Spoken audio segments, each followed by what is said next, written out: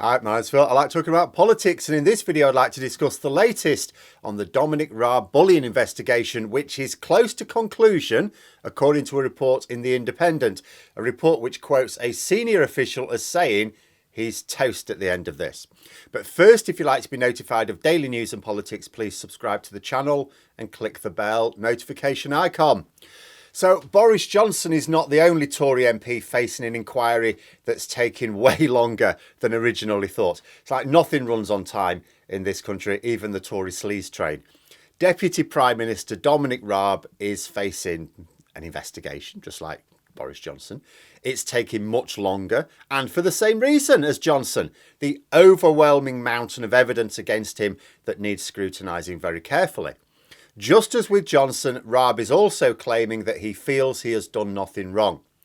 Like two peas in a pod, really. They're both having to face up to the reality of their actions. They won't be able to deny the actual actions, but they are insisting that they personally saw nothing wrong with what they did at the time, as if ignorance of the rules is an excuse.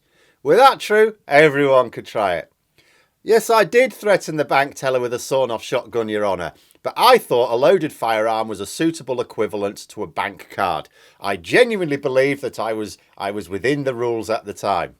Case dismissed. The defendant has successfully applied the idiot defence. Only that doesn't work in a court of law and should never work for people who hold the very highest offices of state. But anyway, we're told that the lawyer conducting Raab's inquiry will publish the conclusion by the end of this month, before the Easter recess. The Independent has quoted an unnamed senior cabinet office official, as saying that Raab is toast at the end of it. There are reports of people close to the investigation being shocked at some of the allegations. So we may finally be near the end of another cabinet resignation for unbecoming behaviour of one form or another under Sunak's leadership. Questions will then inevitably be asked of him. Frankly, the best outcome for Sunak is that the report is published on the last day before recess. He doesn't want it on the day before, say, PMQs of that week. So Starmer won't be able to have a crack at him for several weeks. But this should reflect very poorly on Sunak personally. He will claim that, unlike with Boris Johnson, he has allowed due process and that those found guilty have been removed from government at the end of it. That's what he said after Zahawi, for example. And this is both true and untrue. It is true there are some consequences under Sunak which didn't exist under Johnson. Priti Patel, for example, was found with an independent investigation to have bullied officials, just as Raab had. But Johnson basically took the report and went, no, I'm going to rewrite that, and exonerated her. No action was taken. Sunak is at least not fiddling the reports, and Raab will have to step down. But the argument about due process is still a nonsense. The thing about due process is not only is it written down somewhere, which this is not, it's consistent. But let's look at how consistent Sunak's due process is. First, Suella Braverman, sacked for threatening national security with her wanton and reckless behaviour, reappointed by Sunak less than a week later with zero investigation into her conduct at all, even when new evidence against her emerged. No investigation. Second, Gavin Williamson, exposed as a bully, Sunak forced his resignation without any form of process at all. Why? Not so much trial by media, more that his own party's MPs wanted him gone. Third, Nadhim Zahawi, exposed as a tax cheat, and an investigation by the newly appointed ethics advisor concludes that he broke the ministerial code. Zahawi forced to resign. Fourth, Dominic Raab, exposed as a bully, and an independent lawyer is investigating the claims, and without prejudging, we're getting the strong impression that the published report is going to be very damning and Raab will have to resign. Four very senior members of the government, over a period of 5 months, all subject to completely different processes. Even when two of them had the same charges levelled at them, bullying. Gavin Williamson gets a few days of attention and he's gone. Dominic Raab, 5 months of an expensive, independent legal investigation.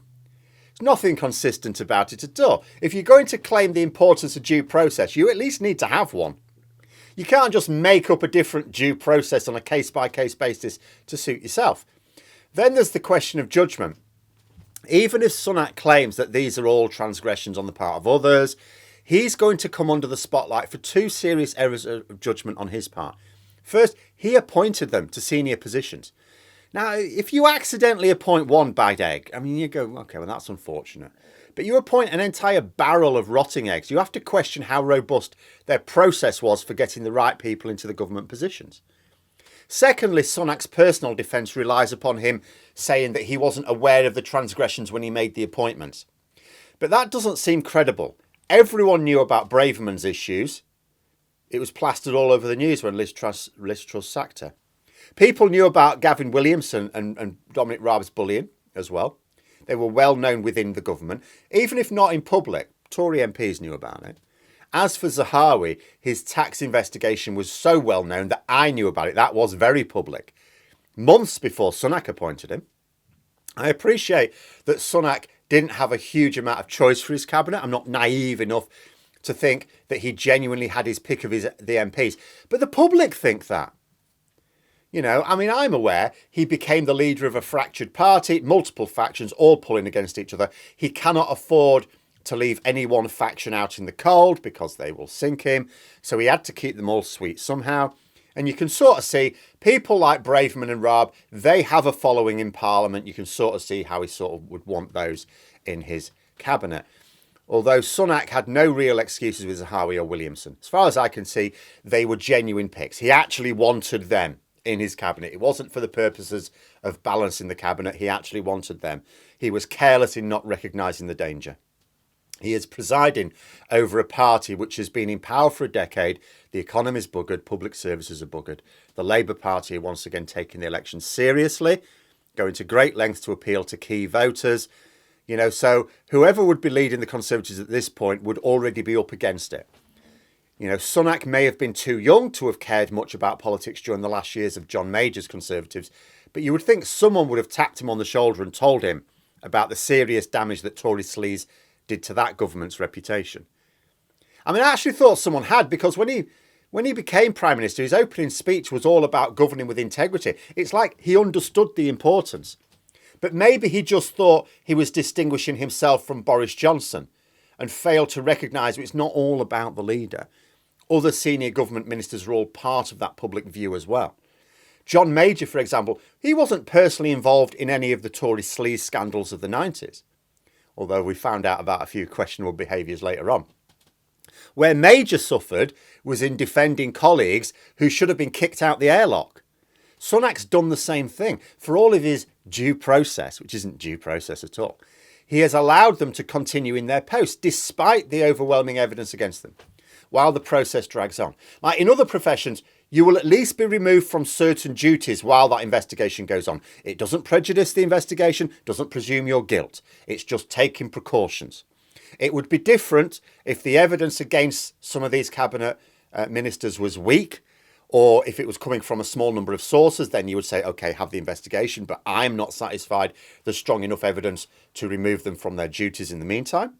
But in each case, the evidence was compelling, sometimes a matter of public record, and especially in Raab's case, from so many different sources that it has taken a lawyer 5 months. This investigation into bullying by Dominic Raab began in November, almost as soon as Sunak appointed him. The reason it's taken this long is because there is an absolute mountain of evidence against him. There was no justification for allowing him to continue in post with the same arrangements that allow him to continue. He's accused of bullying officials. He's still working with officials. Sunak will probably hope that with Raab he can draw a line under it all, that there are no more skeletons in the closet. But not only is he going to still keep having to answer questions about his judgment in these cases, not just in the original appointments, but allowing them to continue in post. But you also get the feeling with this lot, it's only a matter of time before there's another one, surely. And I'm also interested to see how Raab takes it.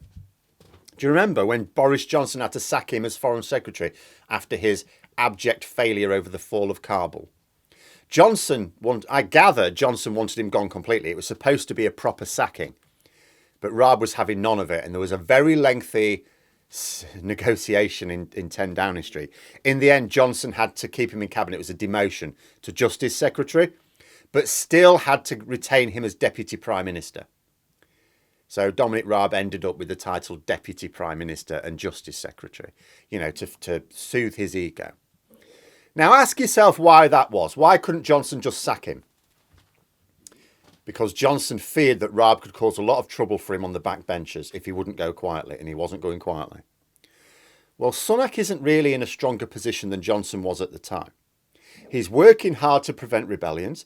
No time to spend on actually running the country, of course, because he's putting out fires inside his own party every day. But what if Raab doesn't want to go quietly this time either? It's possible he'll see the jigs up. It's possible he'll look at the situation and go, OK, there is no way I can stay in cabinet, just like Zahawi did, play along for the sake of the party and the chance to sort of come back later on. But what if he doesn't? I mean, Dominic Raab, Nadim Zahawi is at least a clever man. Dominic Raab is not. He's not remotely clever. And he's quite vindictive and an egomaniac. What if he doesn't go quietly? He didn't with Johnson after all. But there we are. Those are my thoughts. Let me know yours in the comments below. Hope you found the video interesting. If you did, please click the like button if you'd like to support the channel further, the join button for memberships, and until next time, I'll see you later.